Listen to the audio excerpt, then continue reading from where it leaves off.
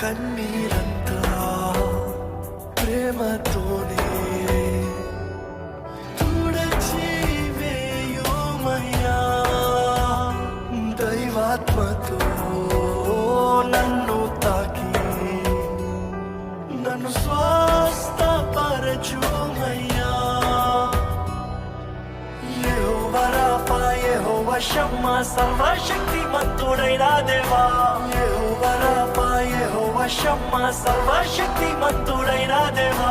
నీకు అసాధ్యమైనది ఏదీ లేదు.